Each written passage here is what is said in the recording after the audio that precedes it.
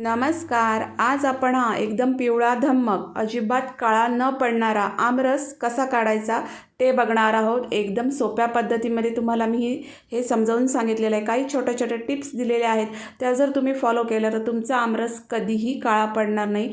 मस्त असा छान पिवळा धम्मक हा आमरस निघणार आहे. चला तर आता आपण आमरस कसा काढायचा ते बघूया.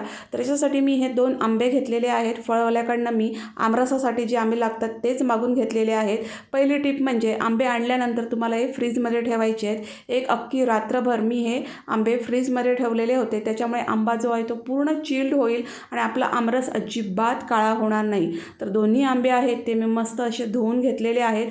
पूर्ण रात्रभर फ्रीजमध्ये ठेवल्यामुळे मस्त असे गार असे पूर्ण आंबे आहेत. पूर्ण आंबा चिल्ड असल्यामुळे आमरस थोडा पण तुमचा काळा होणार नाही. तर ही फार महत्त्वाची टिप आहे. तुमच्याकडे जर अजिबात वेळ नसेल, कमी वेळ असेल, तर तुम्ही हे जे आंबे आहेत ते डीप फ्रीजरमध्ये ठेवून, म्हणजे जिथं आपण बर्फ ठेवतो तिथं ठेवून त्यांना एकदम असे चिल्ड करून घेऊ शकता.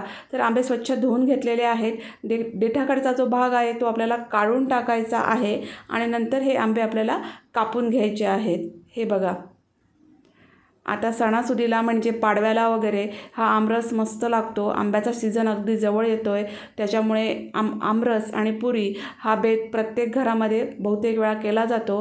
पण बऱ्याच वेळा आमरस काळा होतो, आंबट होतो. तर ह्या गोष्टी होऊ नयेत म्हणून काय काय करायचं आहे ते ह्या व्हिडिओमध्ये मी तुम्हाला नीट समजावून सांगितलेलं आहे.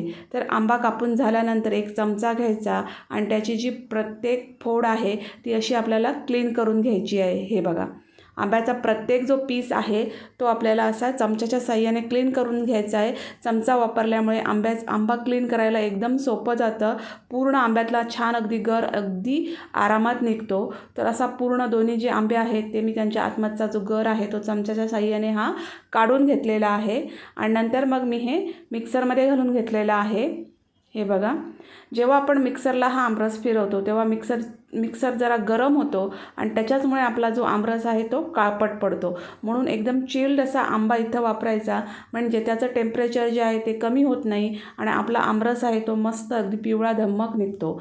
तर मिक्सरला मी हे आमरस घालून आंब्याची फोडी घालून घेतलेल्या आहेत आणि नंतर त्याच्यामध्ये मी 1/3 कप ही साखर घातलेली आहे. आता आंबा कितपत आंबट आहे त्याच्या प्रमाणात आपल्याला इथं साखर घ्यायची आहे. 1/3 कप म्हणजे अर्धा कपला थोडीशी कमी इथं मी साखर वापरलेली आहे. मिक्सरला छान फिरवून घेतलं तरी पण एकदम दाटसर आहे म्हणून मी इथं बर्फ वापरलेला आहे. तर बर्फाचे 3 पीस इथं मी घातलेले आहेत. तुम्ही एकदम चिल्ड पाणी पण इथं वापरू शकता आणि तुम्हाला जेवढा पातळ पाहिजे तेवढा तुम्ही इथं आमरस करून घेऊ शकता. फक्त नॉर्मल पाणी वापरू नका. जेवढं हे थंड तुम्ही वापराल तेवढा आपला आमरस जो आहे तो अजिबात काळा पडणार नाही. तर मिक्सरला फिरवून घेतल्यानंतर अशी एक जाळी घेतलेली आहे, त्याच्याखाली मी भांडं ठेवलेलं आहे आणि हा जो सगळा जो पल्प आहे आंब्याचा तर तुम्ही आता झारून घेणार आहे. हे बघा, म्हणजे त्याच्यात कुठेतरी एखादा आंब्याचा केस किंवा इतर काही थोडंसं जाडसर कुठं राहिलं असेल तर ते सगळं निघून जाईल आणि एकदम स्मूथ आणि मस्त असा आपल्याला एक मस्त असा आमरस आपल्याला इथं भेटणार आहे. तर मी हे छान अगदी हे मस्त असं झारून घेतलेलं आहे. हे बघा, मस्त छान अगदी झारून घ्यायचं. तुम्ही बघू शकता जरा पण आमरस जो आहे तो जरा पण काळपट पडलेला नाही. मस्त एकदम पिवळा धम्मक, खूप शाईन आहे त्या आंब्याच्या पल्पला. बघू शकता तुम्ही, मस्त असा सगळा जो आंब्याचा पल्प आहे तो मी इथं झारून घेतलेला आहे. बघू शकता आणि एकदम इवन आणि स्मूथ असा मस्त असा हा पल्प आपल्याला भेटलेला आहे. हे बघा, तुम्हाला अजून जर हा पातळ हवा असेल तर तुम्ही याच्यामध्ये दूध किंवा पाणी तुम्हाला जे आवडत असेल ते वापरू शकता. थोडीशी वेलची पूड आवडत असेल ती पण इथं वापरू शकता आणि मस्त असा आपला हा छान अगदी आमरस तयार झालेला आहे. मस्त एकदम परफेक्ट एकदम आमरस इथं तयार झालेला आहे. हे बघा, तर छान एकदम मस्त असा आमरस इथं तयार झालेला आहे.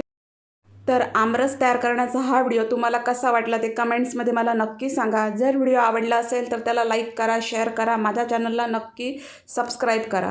अशाच एका छानशा रेसिपीसह आपण भेटू नेक्स्ट व्हिडिओमध्ये. तोपर्यंत धन्यवाद.